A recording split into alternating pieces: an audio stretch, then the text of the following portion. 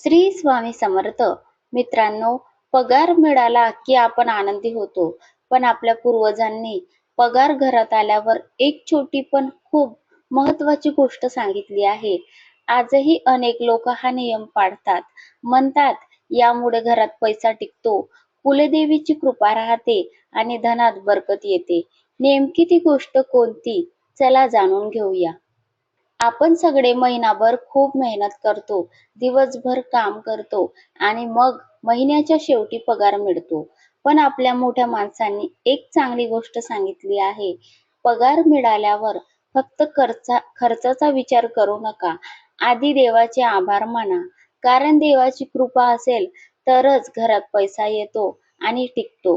पगार घरी आल्यावर सर्वात आधी देवघरात जावे, दिवा लावावा आणि देवाला नमस्कार करावा.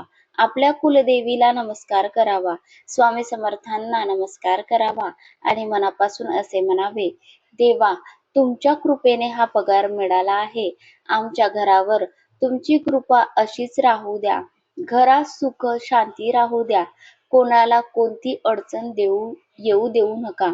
त्यानंतर पगारातील थोडे पैसे आपल्या कुलदेवीच्या नावाने बाजूला काढून ठेवावेत. 11 रुपये, 21 रुपये, 51 रुपये किंवा आपल्या मनाप्रमाणे कितीही ठेवू शकता. हे पैसे एका वेगळ्या पाकिटात ठेवावेत. नंतर कुलदेवीच्या दर्शनाला गेल्यावर तिथे अर्पण करावेत. अनेक लोक हा नियम पाळतात. पगारातील पहिली नोट देवासमोर ठेवली तरी चांगले मानले जाते. त्या नोटीला हळद कुंकू लावावे, देवाला नमस्कार करावा. यामुळे पैशाचा आदर होतो. जर तुमची स्वामी समर्थांवर श्रद्धा असेल तर स्वामींना असे सांगा, श्री स्वामी समर्थ, आज जो पगार मिळाला आहे तो तुमच्या कृपेने मिळाला आहे. माझ्या घरावर कृपा ठेवा. घरात पैसा टिकू द्या. घरातील सगळ्यांना चांगले आरोग्य द्या. आमचे रक्षण करा. माझ्या हातून चांगले कामे घडू द्या. यानंतर 11 वेळा श्री स्वामी समर्थ असा जप करावा. पगाराच्या दिवशी शक्य असेल तर एखाद्या गरजू माणसाला खायला द्या. गायला भाकरी द्या. पक्ष्यांना दाणे टाकावेत. हे खूप चांगले काम मानले जाते. घरातील आई वडील आणि मोठ्या माणसांचे आशीर्वाद सुद्धा घेणे खूप आवश्यक आहे. त्यांच्या आशीर्वादामुळे घरात आनंद राहतो. आणखी एक महत्वाची गोष्ट म्हणजे पगार आला म्हणून लगेच सगळे खर्च करू नका. आधी घर खर्चासाठी पैसे बाजूला ठेवा. थोडे पैसे बचतीसाठी ठेवा आणि थोडे पैसे देवकार्यासाठीही सुद्धा ठेवा.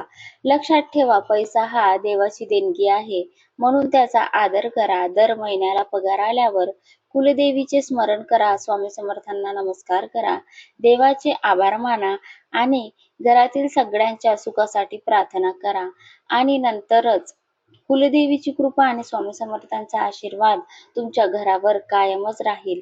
मुलांची फीज आहे, इतर काही कामे आहे, त्यासाठी सुद्धा पैसे बाजूला काढा. आपल्या कामासाठी नंतरच पैसे बाजूला काढा आणि एखादी आपला उद्योग धंदा आहे किंवा रोजचे पैसे येत असतील तर त्यामधून जो आपल्या महिन्याची 1 तारीख आहे त्या तारखेला देवासमोर जी आलेली महिनाभरातील मोठी रक्कम आहे ती स्वामींच्या किंवा कुलदेवीच्या समोर ठेवा.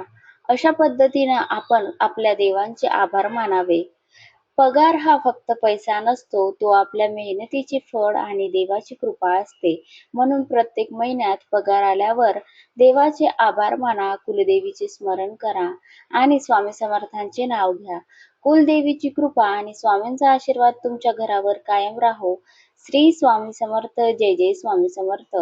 तुमच्या घरी पगार आल्यावर कोणती शुभ परंपरा पाळली जाते हे कमेंटमध्ये नक्की सांगा आणि स्वामींवर श्रद्धा असेल तर श्री स्वामी समर्थ असे नक्की लिहा. व्हिडिओ आवडला असेल तर लाईक करा, शेअर करा आणि चॅनलला सबस्क्राईब करायला विसरू नका आणि कमेंटमध्ये भक्तिभावाने श्री स्वामी समर्थ किंवा आपल्या कुलदेवीचे नाव नक्कीच लिहा. श्री स्वामी समर्थ. जय जय स्वामी समर्थ.